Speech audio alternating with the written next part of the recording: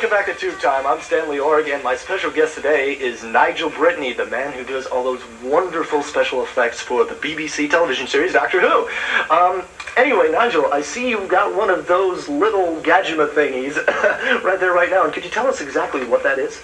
Yes, well, this is the Electro Brain Transference module, and it comes from episode 42 of The Doctor Meets the Huge Lardic Fits of Orion.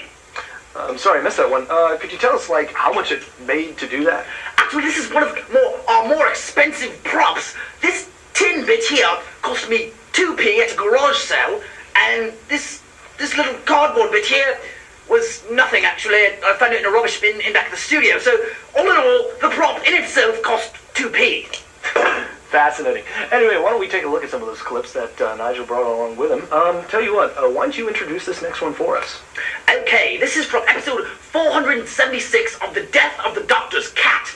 And it involves the Doctor going up against the giant Freeble Energizer of Glick. You'll never succeed, giant Freeble Energizer of Glick. Oh, oh, oh, oh, oh, oh, oh, oh, oh.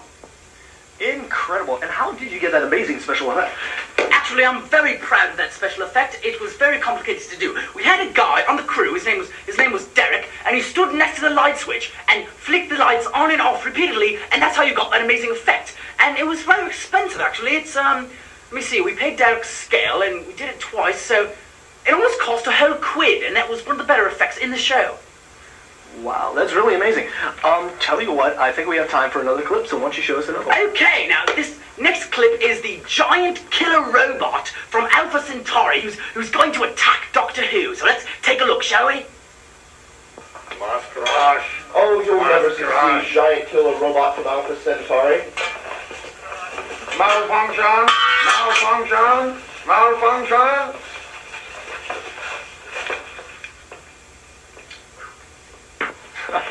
Well, that was incredible. I'm sorry I missed that one the first time around, but that robot, now, that looked like a really complicated plot. Yes, actually, that robot was built entirely out of this styrofoam packaging for a new refrigerator that I just bought at the time. The refrigerator cost me £200, actually, but I had to buy it anyway, so I guess the styrofoam packaging didn't cost me anything, except for the paint, but I knew someone would get me real cheap, but it was almost a free prop, actually.